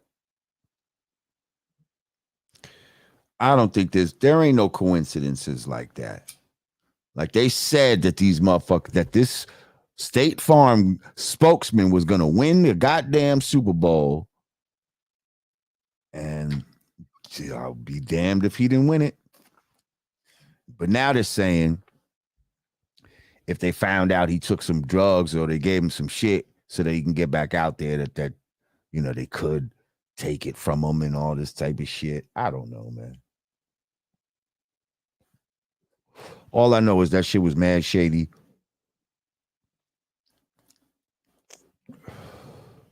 That it was in a State Farm arena and the State Farm spokesman wins the fucking game.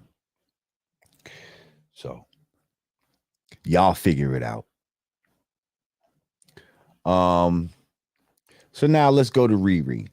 She does her fucking she does her Super Bowl performance, and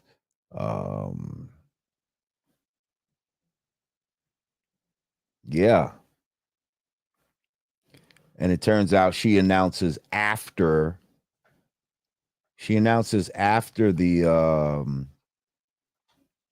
shit was done that ASAP Rocky done sprung that up again.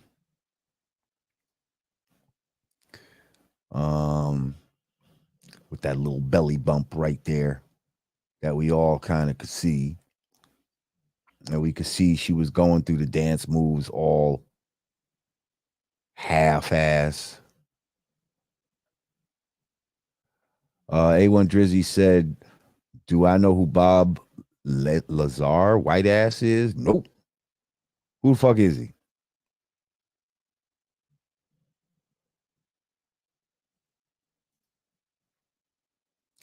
Yeah, I don't know who that is. Dwayne Rose said the angle of that stage went back and forth as a regular cross and an upside down cross. I would listen. I don't put nothing of that past it. They had her floating shit on. Man, first of all, we know red is that low vibrational color. Well, if we're dealing with chakras, that's dealing with your lowest vibration. Like, why would you have her dressed in red. And if you're pregnant, right, why would you want your baby exposed to that? All the energy that was just in the air at the fucking Super Bowl. Like, why would you want that? It's fucking weird. It's fucking weird. But shout out to ASAP Rocky. You know, he doing that shit like a real New York nigga, boy. You know, he got his hips bad. He's making sure he's good. He gonna be in. He doing like a reverse baby mama shit. Like he gonna have as many seeds. Make sure he's all up in that Fenty.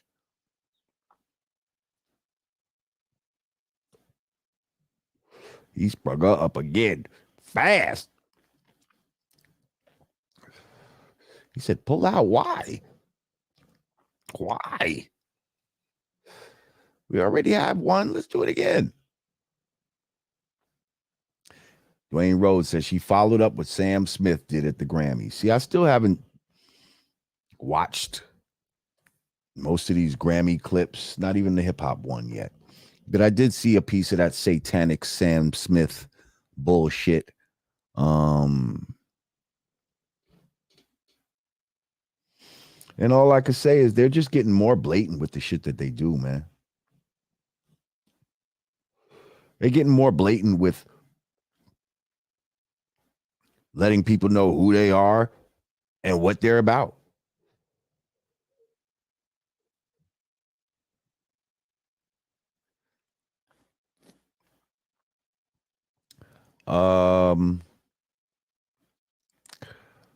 So moving on.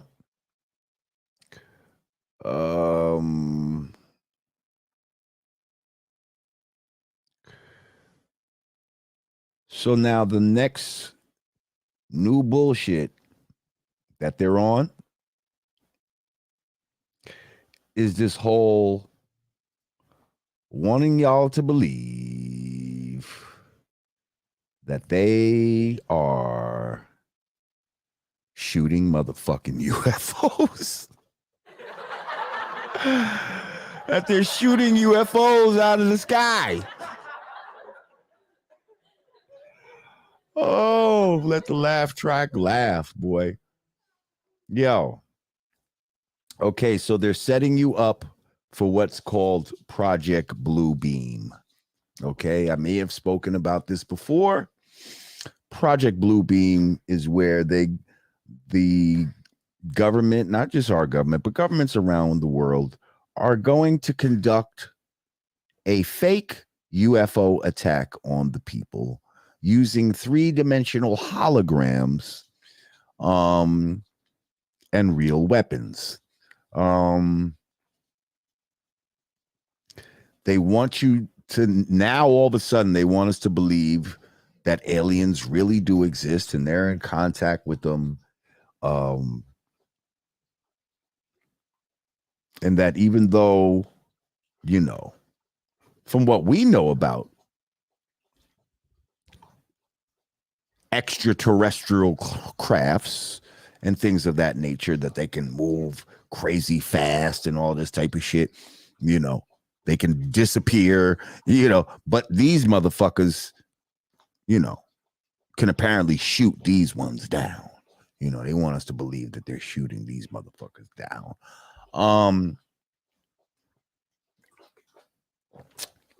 So I'm saying, get ready, y'all. When you see something in the sky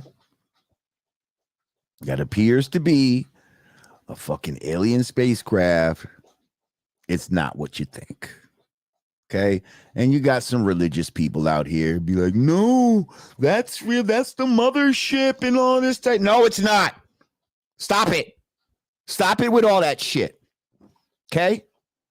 If there are crafts, they're not from outer space. First of all, they could be extraterrestrial, meaning, you know, other land beyond the land that we know, but there is no outer space crafts. That's number one. Number two, They would talk about balloons floating and all of that. There are no satellites, people. There are what are called satelloons. Okay. There's satellites that are up there by balloons. They're high above the earth, but they're not in orbit or anything like that. They're just high flying balloons. Some of these balloons are able to fly for 300 days or more. Okay. Almost a year. Some of these joints can fly. And I believe some of what they're shooting down could be these satellite balloons. And they're not going to even want to talk about satelloons. But go ahead, look up satelloons, and you'll see exactly what I'm talking about. I just don't want y'all being scared. I don't want y'all to have any fear and believe that, you know, aliens are about to attack us. See, Project Bluebeam, see, this whole shmamic was kind of a dress rehearsal for trying to get the world to come together as one. We know that they want a new world order, and they want a one world government. They want a one world religion. They want a one world currency. So the shmamic was designed to try to make the whole world feel like, oh, we're all sick. We're all in this together. You know, the whole world is affecting the world. We need to come together as a world. So now, when you get these fake aliens fucking making attacks on the planet Earth all over the world, oh, it's gonna do just like Armageddon and all these fucking movies where, you know, humanity has to come together as one in order to fight against the aliens. This is how they fucking trick y'all into some bullshit. Don't fall for it. This is going to be your own people attacking you. There are no UFOs. Definitely ain't no UFOs that these motherfuckers could shoot down. Okay. And when they finally reveal this, just remember, this has been something they've been planning for years, just like the New World Order. We heard about this in the 80s. And now here we are, 2023, and we're seeing the shit being unleashed before our eyes. Like they just incrementally, slowly, little by little, pushed it. Now, New World Order, where they're literally trying to redefine what a man and a woman is. They're creating a new order for what a man and a woman is. They're creating a new order for everything. That's why they told you during the shmamic that the new normal for the New World Order. So part of this New World Order is to scare you into believing that there are aliens that are going to attack you. And trust me, they do have 3D holographic technology right now that they could shoot up in the sky and make people be like, no, but I saw it. It was right above me. Like,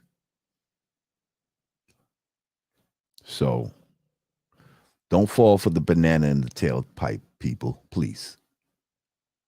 Because I'm telling you, that's what the fuck they doing this for. And that's what this whole prepping is for.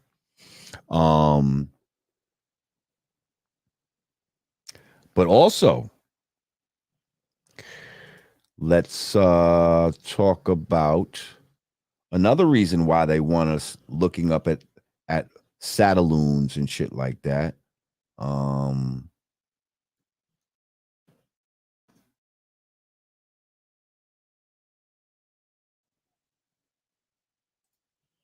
Because what they're not really talking about is the train derailment in East Palestine, Ohio.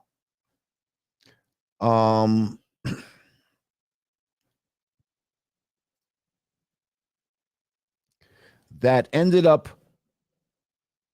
up doing like a controlled burn of some chemicals that basically has contaminated the area's water. Fish are dying, wildlife is dying. There was a crazy plume of smoke that, apparently some sort of toxic fume of smoke that went up. And from what I understand, it's traveling east, like towards New York and shit like that as we speak. Yeah. Let's see, when did it happen? February 3rd. The train derailed in the village of East Palestine, setting off evacuations and a toxic chemical scare. So they're saying that the water in that area actually feeds maybe like 6 surrounding states. And now that this water may be contaminated to the point where people may be taking showers with flammable water that can actually go on fire. But they got us worrying about UFOs and shit, but a bunch of you probably not even heard of this, which is crazy. Look it up. And apparently the company, the train company who this derailment happened with is the same one that its workers were threatening to go on strike because of conditions where they felt like they knew something like this could happen. Remember, there was going to be a train strike, and Biden had stepped in and fucking somehow averted the train strike. But apparently this is what they were striking about. That the conditions were dangerous and they felt like some shit could happen. But now I'm also hearing that after this, just recently, there's a similar type of train derailment in the Houston area. Have y'all heard about this one?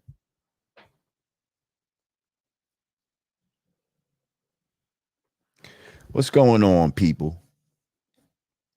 It's 2023. Y'all love to act like, 2023, motherfuckers are so advanced. Why are we having so many train derailments in 2023? I ain't heard this many train derailments in 1983. Why the fuck you would have this many in 2023? Shouldn't the train technology be better right now? Should we have less train derailments? What's with all these fucking train derailments all of a sudden? And all these eggs and shit going sky high. What's all of this? Are you trying to tell me this is a coincidence? So we got 2 train derailments, both unleashing toxic clouds in 2 different areas. Nah. Come on, man. Ain't that much coincidence in the world, man.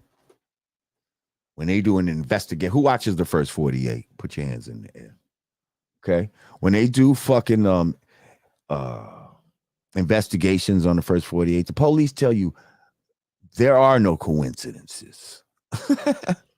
There are no coincidences. Like when they come across something that seems like a coincidence, they follow that shit up because usually it's not a fucking coincidence. There are no coincidences. So cut the bullshit. These motherfuckers is derailing shit on purpose. These people are attacking the food chain on purpose. Why? What does the devil think he's going to do when he kills all these people? Does he think that he can live without original people? Does he think they could even exist without us? I don't think he believes that. You know what I think he's doing? I think the devil knows that he has a limited time on this earth. And this motherfucker's just trying to take out as many people as possible before his time is up. It says in the Bible that the devil has a limited time on the planet Earth. It says in many, books that this devil has a limited time. So he's trying to gather up as much motherfuckers to come with him as possible. Trying to lead them down the wrong direction and lead them down the road of death. So he got you eating poison, thinking poison, breathing poison, injecting poison.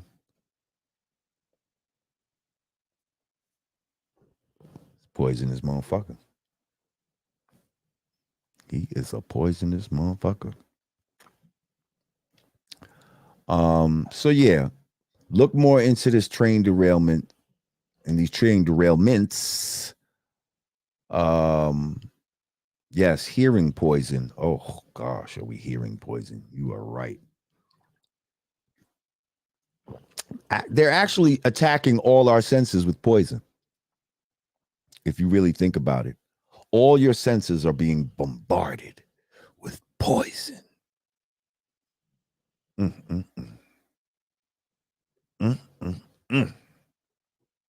that a damn shame? They said whales are washing up in Jersey.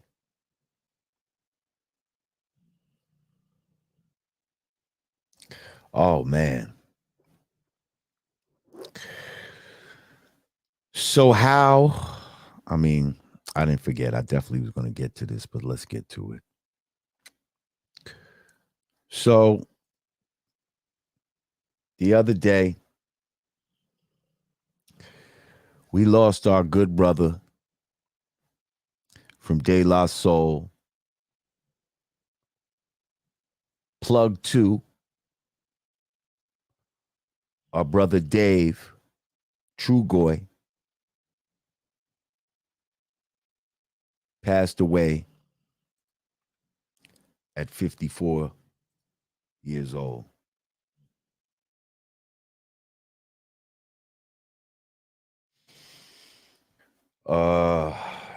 His government name was David Jaclier. I hope I'm saying it right. Trugoy the Dove, man. Like,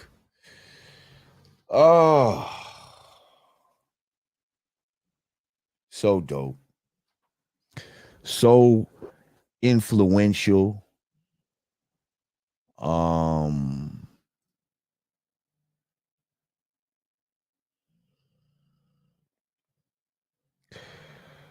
Man, I just remember hearing the first time I heard De La Soul was Potholes in My Lawn. Potholes in My Lawn. And it was, man, I forget where I heard it. It was like one of those, off-brand channels. Like maybe Mr. Magic played it or somebody like that.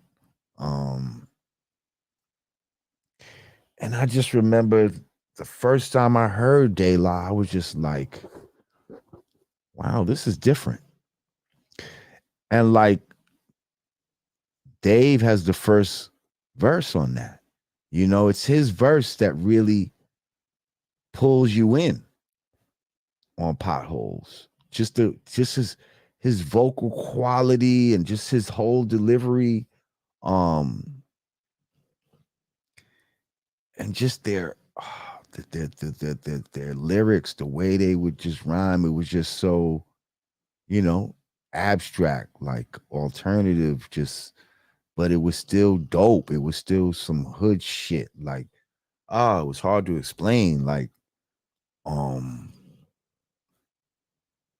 and I just remember wanting to hear more from them, you know? And then when Me, Myself, and I and that whole album came out, it was like, wow, you know, these guys really opened up the door for, you know, self-expression, and they gave us a way to express ourselves that was not so stereotypical. Like with the at that point, everybody had rope chains and, you know what I mean, Kangos and shit like that. Like, you know, there was like a rapper's look. You know, there was a certain look that rappers had. And these guys just kind of came into the game and was just like, nope, we're just gonna look like regular dudes. You know what I mean? Like, actually, we're gonna look like regular dudes that got their own little weird edge to it. You know what I mean? They almost was mixing that house style with, you know, a house music style with a hip hop style. And yeah. And I know they were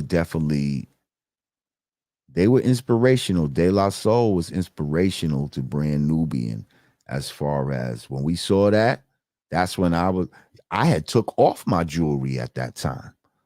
Like, I still was wearing jewelry and shit. And then I was like, you know what? We started taking photo shoots. Like when we got signed,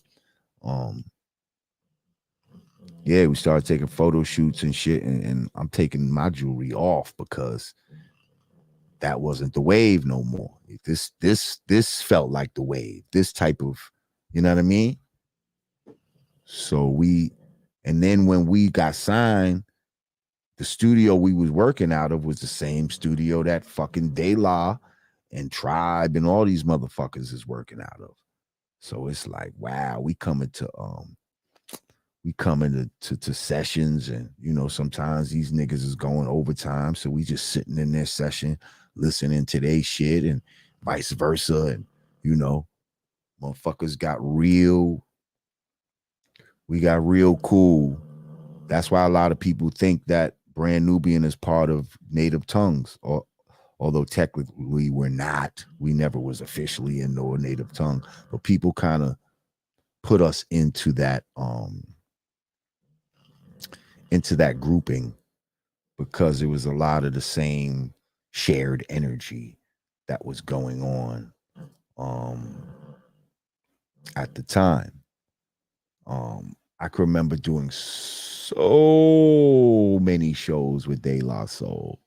And I got to tell you, when De La Soul first started doing shows, and they'll probably tell you, they were not that good. They were not that good live. But when I tell you that De La, you know, they just kept grinding it out. They went from having not so good a show to one of the best shows. In hip hop. And these guys nonstop touring since they put out their first album. Like, college circuit loved them, white people loved them, fucking overseas loved them, like just everybody fucked with De La Soul. And they spawned so many of these new rappers, like the Kanye Wests and all of them. Those people are direct descendants of De La Soul. People like Pharrell, you know, the J. Coles, and, you know, all those type of people, man. These are like direct descendants of De La Soul, man. And Dave, man. I mean, shout out to Pa, shout out to Mace. Cause Pa's, I mean, they both were just so complimentary of each other as well. Like they were just on that same frequency. They both was dope, two different vocal tones, but they both had that unorthodox style. And they each had their own uniqueness to their shit, man. Oh, I'm sorry to just hear about this because I feel like, 54 is young, man. I'm 54. You know what I mean? And it's like when shit like this happens, everybody now that's in this age bracket has to be self-reflective of themselves, where they're at health-wise, and you know what I mean? We all know that, one thing about life, nobody gets out alive. But the trick is to see how long you can survive, So we want to live a long life. 54 to me seems middle-aged, It doesn't seem like the time to be passing away, but from what I understand, the brother definitely was suffering some medical issues for a few years now. And I think he may have, he definitely succumbed to whatever his issues were. He's going to be sorely missed by the hip hop community. I'm not sure when his service is going down. But hopefully, I'll be able to make it. But rest in power to True Goy the Dove, De La Soul, Plug 2, Dave Joliot-Claire. I hope I said his family's Haitian, you know what I mean? I'm not really sure I'm saying his last name properly, so forgive me. But yeah, Dave, he's definitely gonna be missed. He always was a humble, quiet dude. You know what I mean? But I definitely, like you could even see in some of these pictures where, he's definitely looking kind of heavy. In some of these pics. So I tell y'all, man, we got to really, pay attention to our weight, pay attention to everything. Because like I told you, they're bombarding us with poisons from every angle. And the main one they're doing it with is with food. So please, you know what I mean? We're doing everything we could to escape getting shot and shit like that. But then we're eating, fucking cheese doodles and shit like that, processed fucking foods and shit like that. It's funny, I was watching the first 48 the other day, and I noticed, as a way to try to get these guys to open up in the interrogation room, they'll give these motherfuckers like a water or a soda and a bag of chips, cheese doodle. And I feel like that little giving them chips makes them feel like, hey, I did you a favor, like, you know what I mean? But really, they're giving them poison in that moment, They're giving them fucking some shit to fuck them up, thinking that they're giving them a treat that will hopefully get them to say some shit.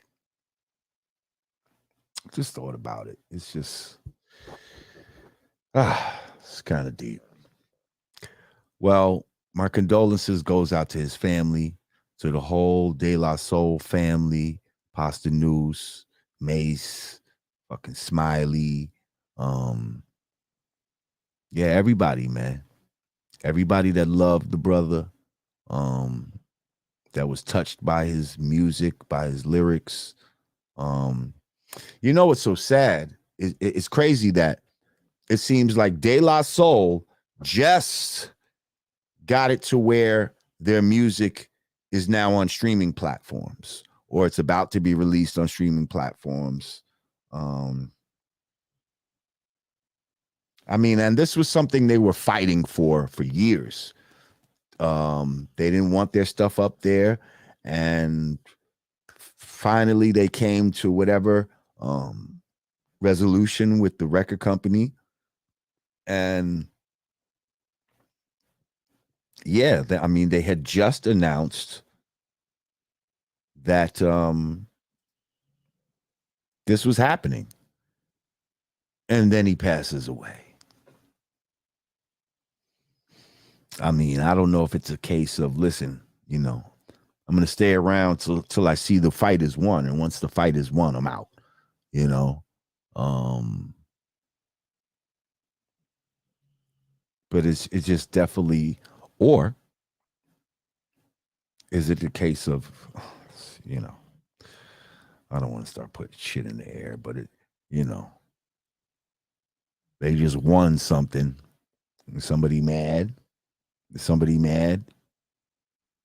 They try to, I don't want to speculate. I'm just saying. Rest in peace. True Goy.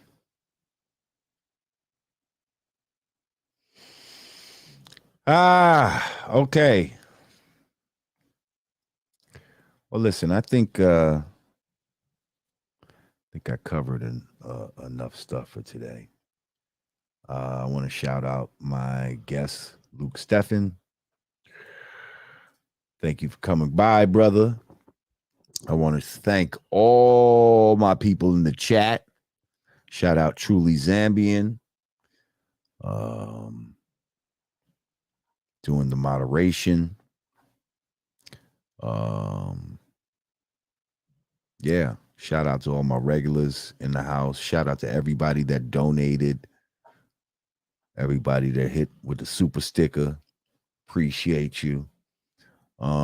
Today's Tuesday, so you know what? I might fuck around and come back again. I don't know. Tomorrow or Thursday. Let me see what's up. But yeah, man. I love and appreciate y'all for coming through once again. If you haven't subscribed to the channel, make sure you do so. Click that notification bell and click all.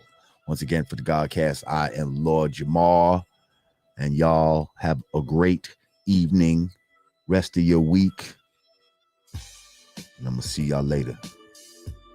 Peace.